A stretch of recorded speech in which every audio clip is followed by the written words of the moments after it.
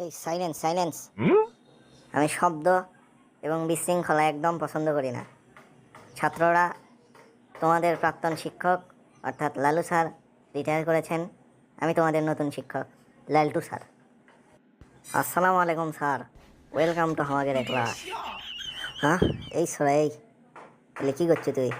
আচ্ছা সে যাই হোক, এখন স্যারকে কোনো এইচডাব্লিউ দিছিল নাকি? তো বের কর।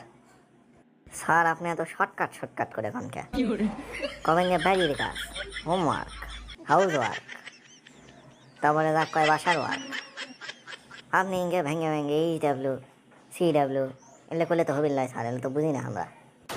আচ্ছা যাই হোক, এখন তোমরা তাহলে তোমাদের হোমওয়ার্কটা বের করো। স্যার আপনি এলে একটা কথা বললেন, আমাদের লালু স্যার আমাকে শিখেছে যেখানকার জিনিস সেখানে রাখতে, এই কারণে আমরা হোমওয়ার্ক হোমেই থুয়েছি। আচ্ছা সে যাই করিস কর। এখন মনে কর তোর কাছে 5টা আম আছে, তোর বন্ধু তোর কাছ থেকে 3টে আম নিল, তাহলে তোর কাছে কয়টা আম থাকে? স্যার 5টাই আম থাকে।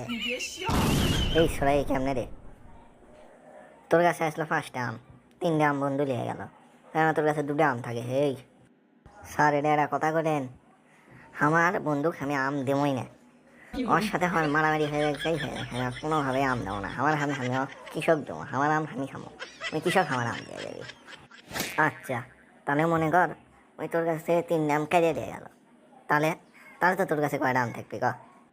কেড়ে নিয়ে যাবি মানে, ওই কেড়ে নিয়ে যাবি মানে স্যার কী বুঝে পেরেছেন?